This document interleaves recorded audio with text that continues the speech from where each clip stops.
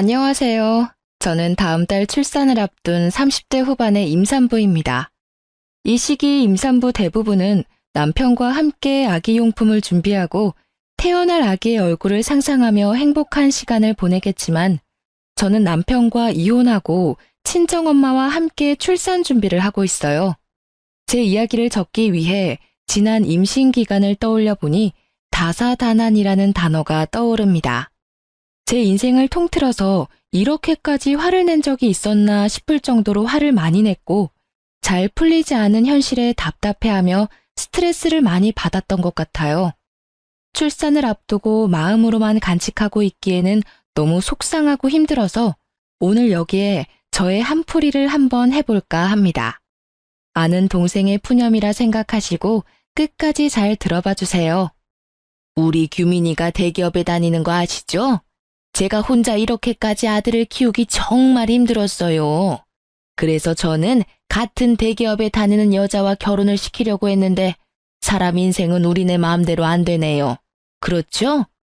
이야기를 시작하려니 상견례 날 시어머니가 하신 말씀이 먼저 떠오르네요. 제 남편은 어렸을 때 아버지가 사고로 돌아가셨습니다. 시어머니는 홀로 어린 남편을 키우기 위해 나물부터 시작해서 각종 채소, 과일류 등을 시장에서 팔아 돈을 버셔서 악착같이 모은 돈으로 남편을 애지중지 키우셨어요. 어려운 형편에도 공부를 꽤 잘했던 남편은 수도권 대학교를 장학금을 받으며 졸업하고 중소기업에 다니다가 대기업 영업직에 입사했습니다. 반면에 저는 중소기업을 운영하시는 아빠 덕에 부족함이 없이는 자랐지만 공부에는 영 소질이 없었어요. 그래도 대학교는 입학해봐야겠다는 생각에 4년제 대학교에 진학했고 졸업한 뒤 친정 아빠의 회사 격리부서에서 일하다가 친구의 소개로 남편을 만나게 되었죠.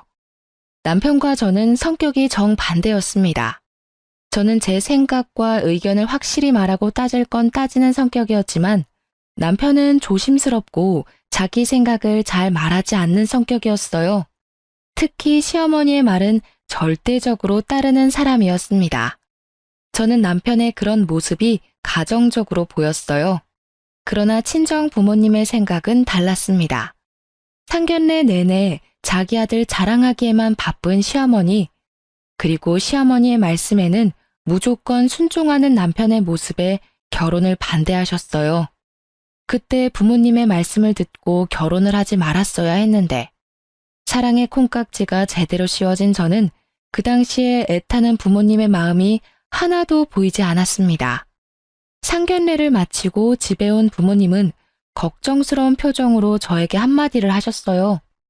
너 꼭이 결혼해야겠니? 엄마는 아무래도 너가 그 집으로 시집가면 시어머니와 남편의 등살에 너무 힘들 것 같아. 에이, 엄마, 나 못 믿어? 그동안 회사 사람들이나 거래처 직원들이랑 트러블이 있을 때도 대화로 잘 해결했잖아. 걱정하지 마. 우리 딸이 잘할 거라고 믿기는 하지만 그래도 회사 생활과 결혼 생활은 달라. 엄마는 너가 결혼하면 너무 고생할 것 같아. 너 시어머니 될 사람 말이다. 상견례 때만 해도 아들 자랑에 정신없는데 결혼하면 더하지 않겠니? 엄마 말이 맞아. 아무리 내 자식이 제일 멋지고 잘나 보여도 그렇지 어떻게 상견례 자리에서 그렇게 아들 자랑만 한다니? 솔직히 우리는 너가 원하지 않는다면 결혼 굳이 시키지 않을 생각이다. 부모님은 끝까지 시댁에 대한 좋지 않은 감정을 드러내시며 결혼을 반대하셨지만 그래도 저는 저 자신이 똑부러지고 현명한 사람이라는 착각 속에 빠져 잘할 수 있다고 고집부렸어요. 결국 부모님은 마지못해 우리의 결혼을 허락하셨습니다. 이렇게 우여곡절 끝에 결혼식을 마치고 2주가 지난 주말이었어요. 남편은 회사에 밀린 일이 많다며 출근을 했고 저는 그날따라 너무 피곤해서 낮잠을 자고 있었습니다. 한참 단잠을 자는데 누군가가 문을 두드려서 나가보니 시어머니가 오셨더라고요. 진화야, 너는 남의 돈 벌어먹는 것이 얼마나 힘든 일인 줄 아니? 너는 그동안 너네 아빠 회사에서 마음 편하게 생활했겠지만 우리 규민이는 아니란다. 오늘만 해도 너는 주말이라고 낮잠을 자지만 우리 아들은 회사에 출근해서 돈 벌고 있잖아. 얼마나 힘들겠니? 그러니까 네가 규민이 아침밥도 잘 챙겨주고 내조도 잘 해주고 해라. 아침밥이요? 규민이 아침에는 소화 잘 안 된다고 뭐 안 먹던데요. 규민이가 뭐니 규민이가. 너가 규민이랑 동갑이라고 해도 어른들 앞에서는 규민이가 아니라 여보나 당신이라는 호칭을 붙이고 존댓말을 써라. 이제 가장인 남편한테 반말이 가당키나 하니? 규민이는 너한테 존댓말 안 쓰더라도 너는 가장인 남편에게 당연히 존댓말을 써야지. 그리고 나는 규민이의 아침을 챙겨주지 않았지만 너는 규민이가 밥을 먹든 안 먹든 무조건 아침밥 챙겨. 넌 규민이 마누라잖아. 시어머니는 자신도 챙겨주지 않은 아침밥을 제게 챙기라고 성화였습니다. 게다가 동갑인 남편에게 존댓말을 쓰라니 그저 황당했어요. 무슨 동갑끼리 존댓말을 써요. 서로 쓰는 것도 아니고 저만 일방적으로 남편에게요? 그리고 어머니도 챙겨주시지 않았던 남편 아침밥을 제가 왜 챙겨야 해요? 만약에 제가 일하지 않고 남편이 앞으로 아침을 먹겠다면 모르겠지만요. 저도 회사에 출근해야 하고 남편도 먹지 않은 아침밥을 제가 왜 해야 하는지 저는 이해가 안 가요. 어머, 얘 좀 봐라. 너 지금 나한테 말 대꾸하는 거야? 생각을 해봐라. 우리 아들은 대기업에서 일하고 너는 구멍가게 같은 회사에서 일하고 있잖아. 거기서 돈 벌어봤자 뭘 얼마나 번다고 우리 아들 아침밥도 못 챙겨주니? 그리고 요새 같은 어려운 시기에 대기업에 입사해서 긴 시간 잘 버티는 게 어디 쉬운 줄 알아? 그니까 우리 아들이 앞으로 스트레스 받지 않고 회사 일만 잘 할 수 있도록 고분고분하게 내줘야란 말이다. 시어머니의 말처럼 요새 같은 어려운 시기에는 대기업에 입사하기도 어렵고 어찌어찌 입사했다 쳐도 잘리지 않고 무사히 다니기가 쉽지 않다는 것은 잘 알고 있습니다. 그런데 제 남편, 사실 회사에 다닌 지 2년밖에 되지 않았어요.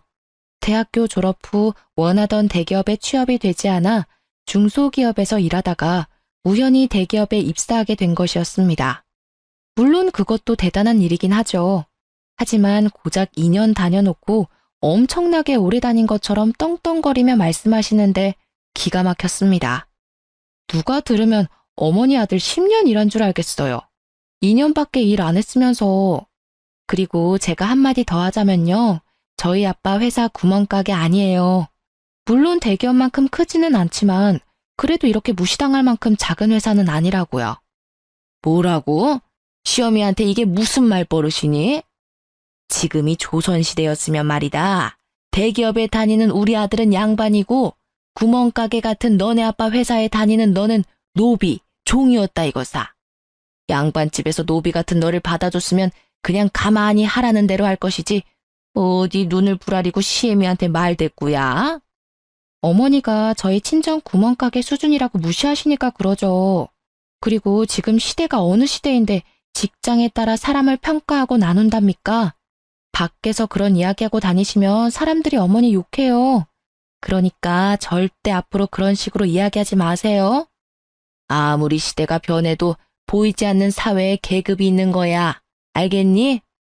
이래서 같은 대기업에 다니는 참한 처자를 며느리로 삼았어야 했는데 저거는 애가 고분고분하지도 않고 그런다고 우리 아들이랑 급이 맞게 대기업에 다니는 것도 아니고 어쩜 애가 어른한테 단 한마디도 지지를 않아?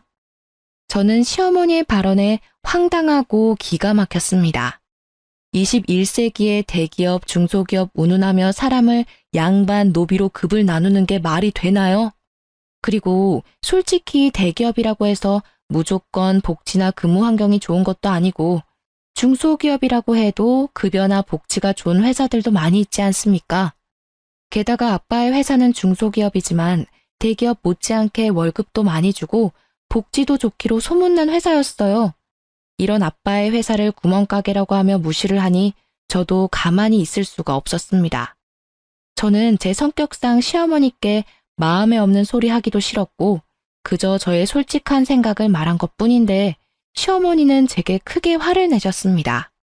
시어머니는 저같이 할 말 다 하는 며느리가 잘못되었다고 생각할 수도 있겠지만 솔직히 21세기의 회사에 따라 양반, 노비 등으로 계급을 나누고 사돈이 운영하는 회사를 구멍가게라고 하며 비하하는 것이 더 잘못된 것 아닌가요? 하지만 시어머니는 본인의 언행에 문제가 있음을 전혀 생각하지 않고 오히려 제게 화만 잔뜩 내다가 집에 가셨습니다. 그리고 그날 저녁 남편이 퇴근했는데 시어머니께 모든 상황을 들었는지 화가 잔뜩 나 있더라고요. 우리 엄마한테 다 들었어. 그냥 엄마한테 곱게 말하면 어디가 덧나냐? 넌 어쩜 그렇게 매사에 하나하나 다 따지려고 들어? 어머니가 나한테 무슨 말씀을 어떻게 하셨는지는 알고 그딴 식으로 말하는 거야?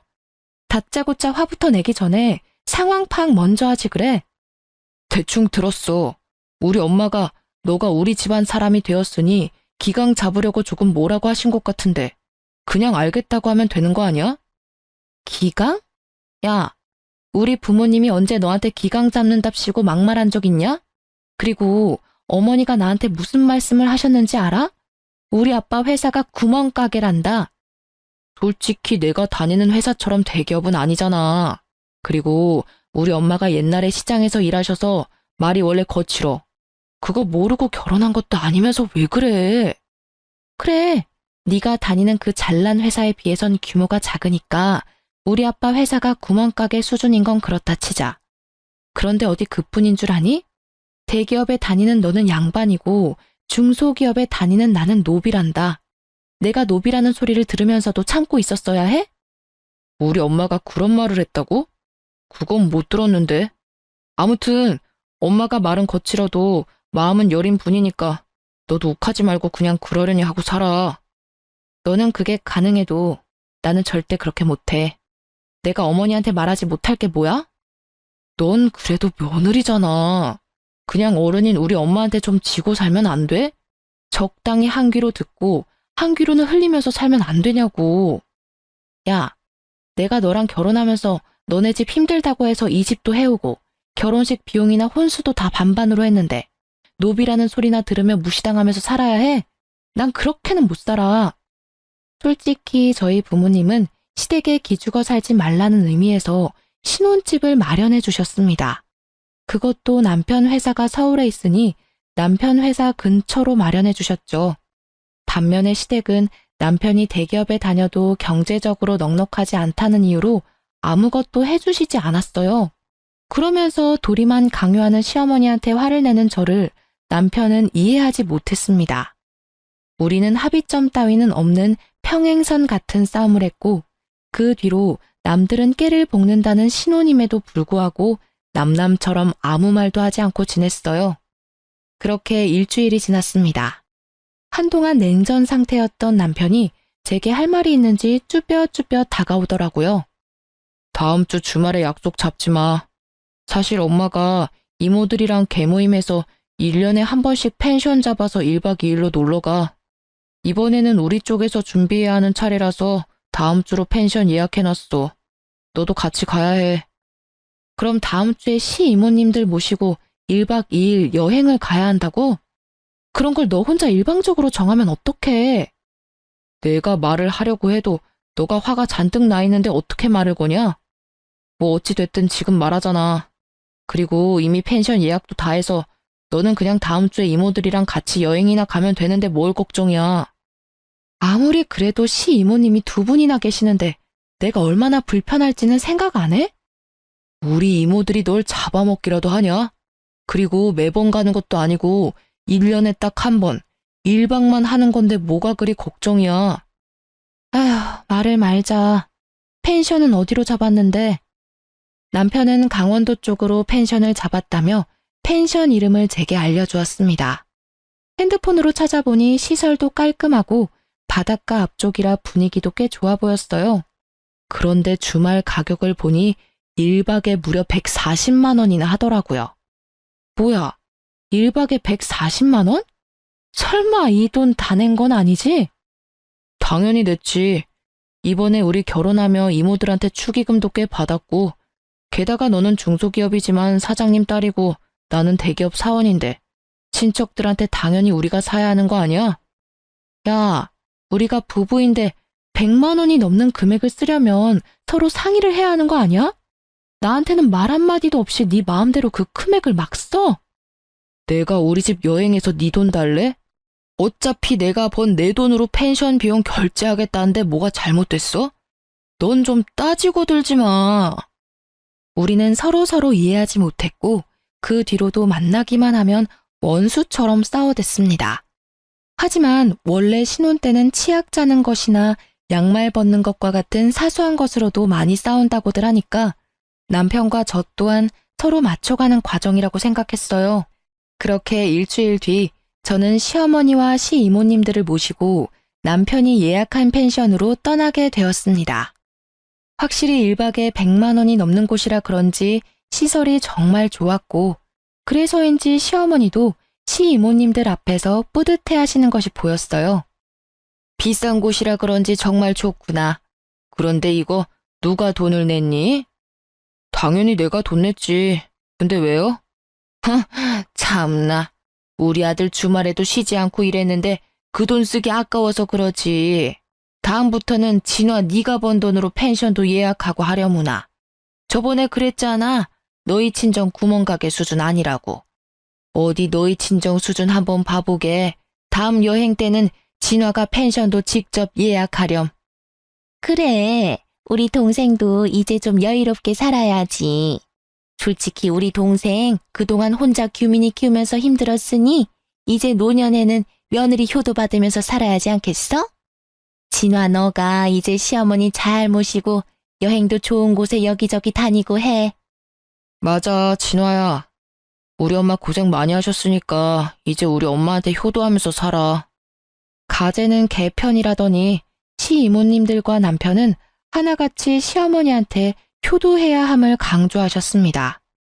물론 시어머니가 그동안 혼자서 많은 고생하신 것은 충분히 알겠으나 그 고생을 하며 남편을 키운 거지 저를 키운 건 아니잖아요.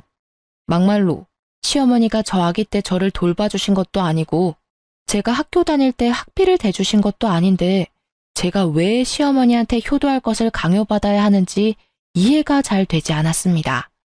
시간이 벌써 6시네. 배고프다. 얼른 저녁 먹자. 며느리야, 너 이름이 뭐였더라? 아무튼 얼른 고기 굽고 해라. 제 이름 진화야, 이진화. 진화야, 다들 배고프니까 얼른 준비해라. 아들은 운전하느라 피곤했지? 방에 들어가서 좀 자고 있어. 밥 다 되면 내가 부를게.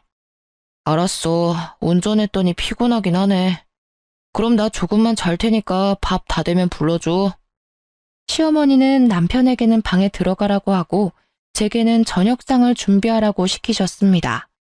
솔직히 저희 친정은 항상 다 같이 식사를 준비하고 여행 왔을 때는 아빠가 거의 요리를 하셨거든요. 그런데 아무도 일어나지 않고 제게만 이것저것 음식을 시키며 빨리 밥을 달라고 재촉하셨습니다. 솔직히 기분이 좋지는 않았지만 그래도 시어른들을 모시고 처음으로 여행을 온 것이니 잘 보이고 싶은 마음에 저 혼자 저녁을 준비를 했어요. 아직도 멀었니? 우리 백가죽이 등에 붙겠다. 저 혼자 하려니 시간이 늦어지네요. 많이 배고프시면 어머니도 오셔서 좀 도와주시겠어요? 지금 며느리가 시어머니한테 일을 시키는 거야? 요새 참 세상이 편해졌나 보네. 나는 젊을 때 시어머니 말에 찍소리도 못했는데. 시어머니와 시이모님들은 배고프시다면서 손 하나 까딱하지 않으셨고 결국 저 혼자 모든 음식을 준비해야 했습니다. 얼추 준비가 다 되자 시어머니는 방에서 자고 있던 남편을 불렀어요. 저는 제가 모든 준비를 했으니 남편이 고기를 구워줄 것이라는 생각에 남편에게 집게와 가위를 건넸습니다. 진화야, 뭐하니? 얼른 고기 구워. 설마 고기 우리 아들이 구우라고 집게를 건네는 거야? 우리 아들 여기까지 운전하고 와서 피곤해. 그러니 너가 하렴. 시어머니는 당연하다는 듯 저에게 고기 굽기를 시키셨고 분위기상 어쩔 수 없이 제가 불판 앞에 서게 되었습니다. 고기를 굽는데 제게 그 누구 하나 쌈을 싸주거나 고기 한 점 먹어보라고 말하지 않더라고요. 남편이라는 작자 역시 자기 입으로 고기 넣고 술 먹기 바빠 저는 보이지 않는 듯 했습니다. 애미야, 고기가 다 떨어져 가는데 고기 아직 멀었니? 얘가 왜 이리 손이 느리니? 그리고 상추도 다 떨어졌으니 좀 씻어오너라. 쌈장도 없다. 쌈장도 덮어와. 오는 길에 소주도 부탁해. 그 자리에 있는 모두는 저를 여기서 일하는 직원 정도로 생각하는 것 같았고, 순간 저는 여기서 이런 사람들을 위해 왜 고기를 굽고 있어야 하는지 모르겠더라고요. 너무 화가 난 저는 집게를 내려놓고 그들에게로 다가갔습니다. 저는 직원이나 도우미로 온 것이 아니에요. 왜 저만 고기를 굽고 잔심부름을 해야 하죠? 제가 일한다고 일당을 받는 것도 아닌데요. 장규민, 너 고기 먹을 만큼 먹었으니까 이제 네가 직접 해. 우리 아들 평일에도 힘들게 일하는데 너는 여행 와서도 꼭 우리 아들을 잡아야 속이 후련하니? 이 집 며느리 성격이 장난 아니네. 그럼 여기서 고기를 네가 구워야지 누가 구워? 평일에는 일하고 오늘은 운전하느라 힘든 우리 조카가 굽니? 아니면 나이든 우리가 굽니? 일할 사람이 너 말고 또 누가 있어?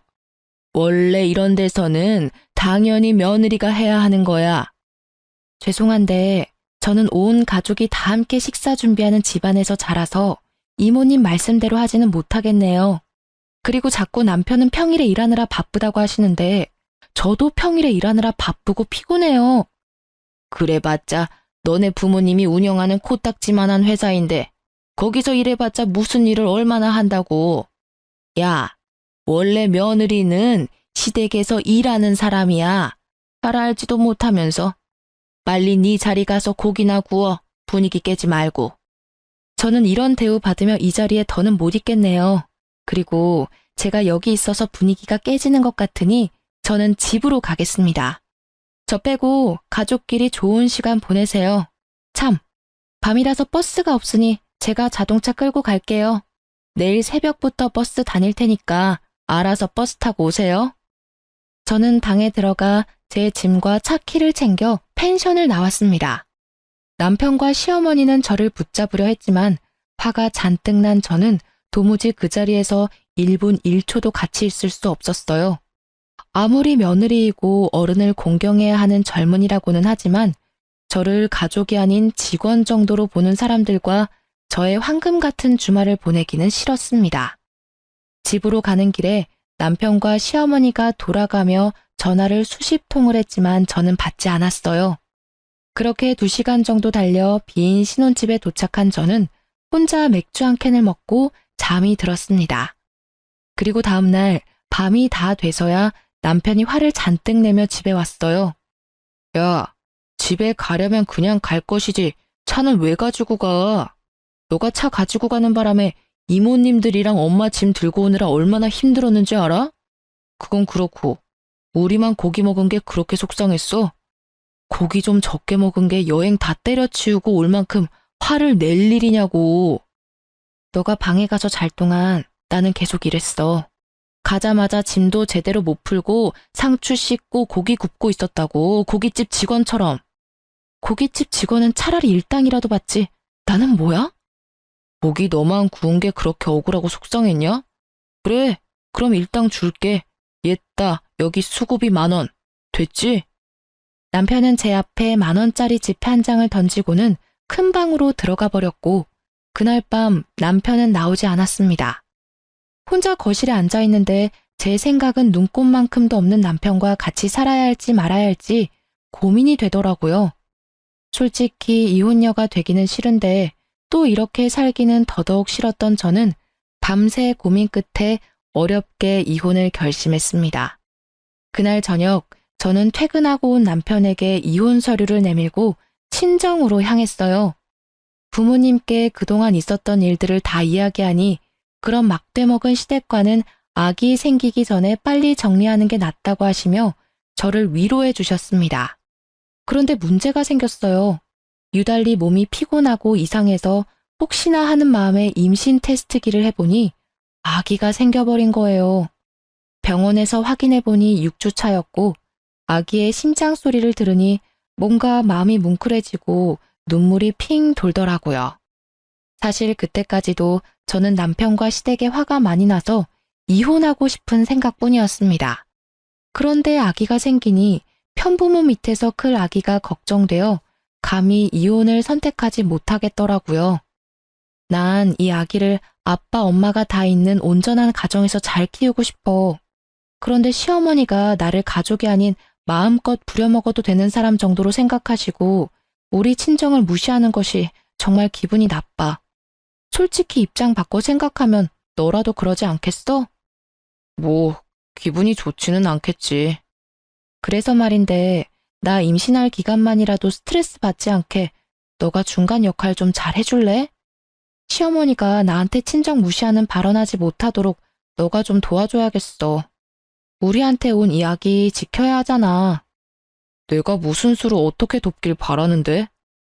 임신 기간만이라도 시댁과 연락 끊고 살자. 너는 전화하든 말든 상관없지만 명절, 제사 등의 집안 행사 때 나는 가지 않을 거야. 앞으로 어머니한테 오는 전화도 받지 않을 거고. 그렇게 할 수 있게 너가 좀 도와줘. 저는 효자 남편이 저의 부탁을 들어주지 않으면 어쩌나 걱정했지만 그래도 아기를 위해서라고 하니 순순히 제 뜻을 따라 주었습니다. 앞으로는 시어머니와 제 사이에서 중간 역할 잘하겠다고 굳게 약속까지 했어요. 그런 남편을 저는 믿었고 한동안은 나름 행복했습니다. 그렇게 임신 5개월 정도가 되었어요. 그날 남편은 친구들을 만나러 나갔고 저는 주말이라 부모님과 함께 집에서 쉬고 있었습니다. 밥을 먹고 거실에 앉아 과일을 먹는데 그다지 반갑지 않은 전화가 왔어요. 바로 시어머니였습니다. 저는 전화를 받지 않으려고 했지만 계속 전화를 하시는 통에 어쩔 수 없이 받았어요. 야, 너는 아무리 임신을 했어도 그렇지 어떻게 시어머니한테 전화 한 통 없냐? 너 지금 나랑 연락 안 한 지 무려 6개월 넘었어. 정말 영 끊고 살 거야? 규민이한테 다 들었다. 너가 임신 기간에 나랑 연락 끊고 싶다고 했다길래 화가 많이 났어. 어디서 며느리가 시어미한테 연을 끊자는 이야기를 해? 하지만 그래도 너가 유산할 수도 있는 임신 초기니까 그냥 참았어. 그런데 이제 어느 정도 안전 게 아니니? 그럼 알아서 죄송합니다 하고 연락을 해야지. 화가 난 시어머니의 목소리가 어찌나 큰지 스피커폰으로 하지 않아도 옆에 계시던 부모님께 똑똑히 잘 들릴 정도였습니다. 이어서 시어머니는 저에게 하지 말아야 할 소리를 하시기 시작하셨어요. 야, 네 뱃속의 자식 딸이야 아들이야? 딸이면 굳이 필요 없으니까 지워버리고 아들이면 출산해라. 알겠니? 요새는 아기 지우면 불법이에요. 어떻게 그런 소리를 아무렇지도 않게 하세요? 너는 꼭 내가 한마디 하면 100마디는 하려고 하더라. 그냥 좀 시어미 말에 토달지 말고 네 할 수는 없는 거야? 그리고 요새 젊은 사람들 아기 낳고 지 부모한테 자기 아기를 맡긴다더라. 나는 절대 그렇게 못하니까 애기는 네가 회사를 때려치우든지 해서 네가 직접 봐. 어린이집도 보내지 말고 네가 직접 보라고. 알겠어? 안 그래도 저 어머니한테 제 아기 부탁할 생각 전혀 없었어요. 그러니 걱정하지 마세요. 뚫린 입이라고 말은 잘도 짓거리는구나. 시어머니는 저에게 막말하시기 시작하셨고 옆에서 듣고만 있던 아빠는 속이 상하시고 화가 많이 나셨는지 제 전화를 빼앗아 가셨습니다. 사돈, 지금 임신한 아이한테 이게 뭐 하는 짓입니까? 이러니 우리 딸이 시댁과 연을 끊자는 이야기를 하지. 딸이면 지워버리라고요? 어떻게 사람이 그런 말을 한답니까? 정말 무식하군요. 이봐요. 지금 말 다 했어요? 뭐? 무식? 그럼 당신의 딸내미는 임신했다고 시어미랑 연락 끊고 살자는 게 잘하는 짓이에요? 솔직히 사돈이 진화에게 해준 것이 뭐가 있습니까? 결혼한다고 집을 해준 것도 아니고 그 흔한 반지 하나 해준 것도 아니잖아요. 그저 부려먹으려고만 하면서 막말이나 일삼는데 그게 무슨 시어머니야? 게다가 아직 태어나지도 않은 아기 절대 보지 못한다고 말하는 게 맞다고 생각합니까? 네, 그쪽 말대로 우리 아기 절대로 사돈에게 맡기지 않을 겁니다. 그리고 진화 스트레스 받아서 우리 집 손주 잘못되면 안 되니 제가 진화 돌봐야겠네요. 지금 사는 애들 집 팔고 우리 집 근처로 옮길 거니까 그런 줄 알아요. 뭐라고요? 어디서 지금 결혼한 여자가 친정이랑 가깝게 지내? 거기 경기도잖아. 나는 서울인데 그럼 우리 아들 어떻게 봐? 절대 그건 안 돼. 안 된다고 하면 어쩔 건데요? 그 집 내가 산 집입니다. 집 주인인 내가 집을 팔겠다는데 그쪽이 아기 태어나면 아기 봐줄 것도 아니잖아요. 그러면서 왜 애들 이사를 못하게 해?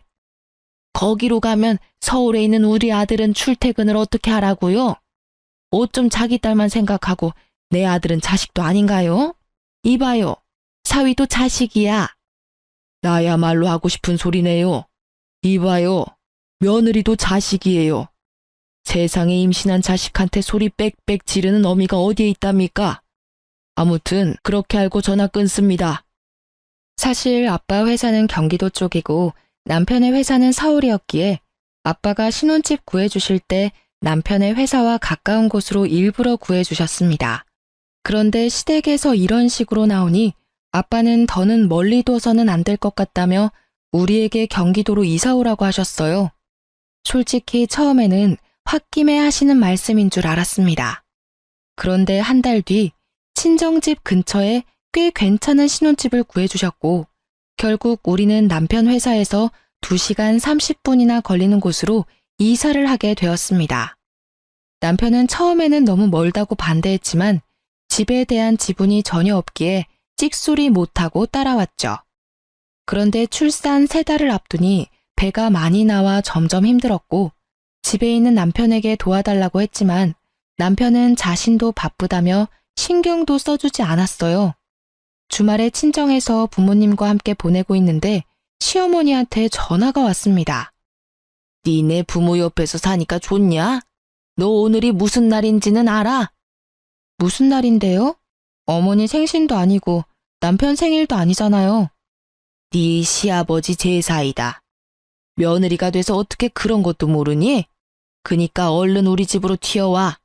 참, 우리 아들은 너네 아빠 때문에 매일 5시간씩 출퇴근하느라 힘들 테니 반드시 너 혼자 와라. 알겠니? 시어머니는 오늘 제사이니 오라는 말만 하시고 끊으셨습니다. 사실 저는 전날 병원 검진에서 임신성 당뇨에 저혈압이 심하다며 되도록 멀리 다니지 말라는 주의를 들었어요. 그래서 배가 잔뜩 나온 이 몸으로 서울까지 가기에는 무리였습니다. 게다가 제가 시댁에 가면 가정부처럼 일만 하다 올 것이 뻔했고 무엇보다 아버지 제사에 아들인 남편도 참석 안 하는데 얼굴 한 번 못 본 제가 굳이 갈 필요는 없잖아요. 그래서 저는 시댁에 가지 않고 친정에서 낮잠을 잤어요. 그렇게 3시간 정도 지났으려나요? 계속 들리는 진동 소리에 잠이 깨서 핸드폰을 보니 시어머니가 전화를 100통이나 하셨더라고요. 지금 전화 받아봤자 욕설만 들을 것이 뻔하기에 저는 계속 울리는 핸드폰을 받지 않았습니다. 그리고 잠시 후 누군가 친정집의 대문을 두드렸어요. 엄마가 깜짝 놀라 문을 열어보니 문 앞에는 시어머니가 계셨고 화가 난 표정으로 제 이름을 부르셨죠. 이진화, 너 이 시어미 말이 말 같지가 않냐? 너네 시아버지 오늘 제삿날이니까 당장 튀어오라고 했어 안 했어? 그런데 너는 친정에서 퍼질러 잠이나 자? 내가 그렇게 웃음니? 시어머니는 저의 머리채를 잡고 흔들어댔고 그 모습에 놀란 엄마는 시어머니를 밀쳐냈어요. 다돈, 아무리 그래도 어떻게 임신한 아이 머리를 잡는답니까? 그리고 우리 진아, 지금 몸이 안 좋아요. 서울까지 갈 몸 상태가 아니라고요. 그건 내 알 바 아니고 며느리면 당연히 시댁 제사에 하늘이 2쪽이 나도 참석해야 할 거 아니야. 이렇게 며느리 도리 못할 거면 이혼해. 나도 너 뱃속에 자식 따위 필요 없다. 이혼이요? 알겠습니다. 이혼할게요. 안 그래도 며느리 집안 노비로 보는 어머니랑 중간 역할 제대로 하지도 못하는 남편 때문에 힘들었는데 잘 됐네요. 아기에게는 아빠와 엄마가 같이 있는 환경이 좋을 것 같아 어떻게든 살아보려고 했었는데 이런 시어머니와 남편 밑에서는 아기가 보고 배울 게 하나도 없겠네요. 시어머니는 제가 덥석 이혼하겠다고 하자 잠시 당황하는 기색을 내비쳤습니다. 그래도 이미 내뱉은 말을 취소할 수는 없겠는지 오히려 더 큰 소리를 내시더라고요. 그래, 잘 됐네. 사실 그동안 우리 아들은 대기업 다니는데 며느리는 이름도 모르는 하찮은 회사 다녀서 부끄러웠다. 이참에 너네 둘이 갈라서고 우리 아들이랑 급이 맞는 대기업 며느리 한번 얻어서 자랑 좀 하고 다녀보자. 대기업 아들의 며느리요? 아들이 말 안 했나 보죠? 어머니, 이를 어째요? 이제 그쪽 아들 대기업 직원 아니에요. 뭐? 뭔 소리야? 우리 아들 대기업 잘 다니는데 무슨 소리를 하는 거야? 임신하더니 정신도 나버렸니? 시어머니는 여전히 남편이 대기업에 다니고 있는 줄로만 알고 계셨습니다. 저는 원래 시어머니와 따로 연락을 안 했는데 남편 역시 자신이 회사에서 잘린 사실을 말하지 않았던 것이죠. 어머니, 아니지. 아줌마의 그 대단한 아들이요. 매일 지각해서 회사에서 권고사직 당했어요. 그 잘난 대기업에서 잘렸다고요. 아시겠어요? 시어머니는 제 말을 끝까지 믿지 못하겠다고 하며 친정집을 박차고 나가셨습니다. 사실 경기도로 이사하고 남편은 2달도 안 돼서 해고당했어요. 남편이 하던 일이 영업이라 거래처와의 신뢰가 정말 중요한데 남편이 중요 거래처와 미팅을 늦게 와서 거래가 여러 번 취소되었다고 해요. 솔직히 더 젊고 능력 좋은 사람들이 줄 서서 기다리는 대기업에서 기업 이미지 깎아먹는 남편을 계속 데리고 있을 필요는 없잖아요. 그래서 권고사직을 당하게 되었죠. 반면 저는 여전히 아빠 회사에서 일하고 있었습니다. 그날 저녁 부모님은 남편을 불러 둘이 당장 이혼하라고 하셨어요. 저는 알겠다고 했으나 남편은 그래도 아기가 생겼는데 죽어도 이혼 못 해주겠다고 고집을 피우더라고요. 뱃속의 아기를 생각한다는 사람이 너네 엄마 하나 제대로 막지 못하냐? 솔직히 너네 엄마가 그동안 나한테 얼마나 막말을 했어? 게다가 오늘은 너네 아빠 제사인데 오지 않았다고 여기까지 쫓아와서는 내 머리채를 잡더라. 나는 내 자식이 이렇게 폭력적이고 말도 무식하게 하는 어머니를 닮을까봐 무서워. 앞으로는 내가 잘할게. 그러니까 제발 나 한 번만 봐주라. 우리 아기 아빠 없는 자식으로 키울 거야? 요새 여자 혼자 아기 키우기가 얼마나 힘든데. 너같이 무능하고 엄마만 알고 자기 가족들은 모르는 사람을 아빠로 두는 것보다는 나 혼자 아기 키우는 게 훨씬 더 나은 것 같아. 그러니까 헛소리 그만하고 우리 이제 갈라서자. 그러게 처음부터 잘했어야지. 짐 안 빼면 네 집 모조리 다 버릴 테니까 그런 줄 알아. 남편은 무릎까지 꿇으며 이혼하기 싫다고 하며 빌었지만 저는 이미 남편에 대한 신뢰를 잃었기에 하루라도 같이 살 수가 없었습니다. 그렇게 남편은 한참을 울며 빌다가 친정에서 나갔고 저는 그날 밤 친정에서 잠을 잤어요. 다음 날 회사를 마치고 신혼집에 가보니 여전히 남편의 짐들이 있었습니다.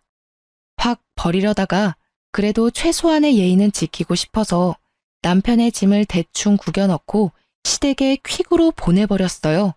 이혼 서류와 함께요. 그리고 저는 신혼집의 비밀번호도 바꿔버리고 친정으로 갔습니다. 그렇게 3시간 정도 뒤 시어머니한테 전화가 왔어요. 아가야, 그동안 내가 정말 미안했다. 이 늙은이가 정신줄을 놨나 보다. 정말 미안해. 그러니까 그만 화 풀고 우리 아들 좀 받아주면 안 될까? 내가 손주도 잘 돌봐주고 이제는 너에게 막말도 하지 않을게. 정말 너를 내 딸로 여기며 평생을 받들며 살게. 그러니까 한 번만 화 좀 풀어주련. 이미 신뢰도 잃고 같이 살 이유도 없는데 제가 왜 그래야 하죠? 저는 아줌마와 아줌마 아들과 더는 대화할 이유도 가치도 없습니다. 말 길어져 봤자 피차 좋지 않을 테니 전화 끊을게요. 시어머니는 저를 어떻게든 붙잡고 싶었는지 말을 더 하려 했지만 저는 그냥 끊어버렸습니다. 그 뒤로 저는 경기도의 신혼집을 팔아버렸고 이렇게 저와 남편은 이혼하게 되었어요. 내심 여기에 있는 사연들처럼 남편이 이혼 못하겠다고 버텨서 소송까지 가면 어쩌나 했거든요. 그런데 다행히 남편이 깔끔하게 협의 이혼을 하더라고요. 대충 알아보니까 이혼 소송을 하는데 드는 돈이 한두 푼이 아니라면서요. 아마 남편은 백수의 집도 없고 위자료를 내줘야 할 판국이 되니 울며 겨자 먹기로 어쩔 수 없이 합의해 준 것 같았습니다. 그리고 지난주 남편이 친정집으로 저를 찾아왔습니다. 아주 꾀죄죄한 모습으로요. 무슨 일이냐고 물으니 남편이 대뜸 제 손을 잡는 거예요. 진화야, 나 좀 살려줘. 사실 우리 엄마가 화장실에서 얼마 전에 쓰러지셨어. 그래서 지금 사경을 헤매고 있는데 병원비가 한 푼도 없어. 제발 불쌍한 사람 돕는다 생각하고 병원비 좀 주면 안 될까? 어? 그럼 내가 정말 평생 널 은인으로 생각하고 살게. 어머, 어머니께서 그리 되셨어? 어쩌면 좋아. 너 회사도 잘리고 많이 힘들었겠다. 잠깐만. 저는 집 안으로 들어와 제 지갑을 꺼냈어요. 그리고 지갑 안에 있던 10,000원을 꺼내 들었습니다. 이를 어쩌나? 지갑에 10,000원밖에 없네? 옛다 병원비. 이거 갖고 가서 잘 치료해드려. 야, 장난해? 우리 엄마가 사경을 헤맨다는데 이러고 싶어? 솔직히 나는 이 상황에서도 자업자득이라는 단어밖에 생각이 안 나네. 너네 엄마 그동안 얼마나 나를 괴롭게 하고 막말을 일삼았니? 나를 가족은커녕 그저 부려먹을 생각뿐이셨는데 내가 왜 너네 엄마의 병원비를 보태줘? 난 그렇게 마음이 넓은 사람이 아니라서 그렇게는 못하겠다. 10,000원으로 병원비 쓰면 되겠네. 저는 10,000원을 던지고 문을 쾅 닫아버렸습니다. 이렇게 저는 출산을 앞에 두고 남편과 이혼하게 되었어요. 사실 제 아기에게 화목한 가정, 좋은 아빠를 만들어주지 못해 미안합니다. 되도록 가정을 지키며 살려고 했는데 워낙 제 성격이 세서 참지 못하고 갈라서고 말았네요. 제 사연을 듣는 청취자분들 중에는 저보다 더 현명하게 이 상황을 대처하실 분도 계시겠지만 저로서는 이게 가장 나은 방법이었습니다. 어찌 되었든 저는 이미 남편과 갈라섰고 이혼한 것에 대해 후회하지는 않아요. 그리고 앞으로는 과거에 얽매이지 않고 더 강해질 것입니다. 곧 저는 엄마가 되니까요. 엄마가 되는 것이 걱정되고 많이 떨려요. 그래도 제 사연을 듣고 계시는 인생 선배님들에게 응원의 말 한마디씩 들으면 힘이 날 것 같습니다. 우리 아기 무사히 잘 태어나서 행복한 꽃길을 걸을 수 있도록 좋은 말 부탁드려요. 지금까지 제 이야기 들어주셔서 감사합니다.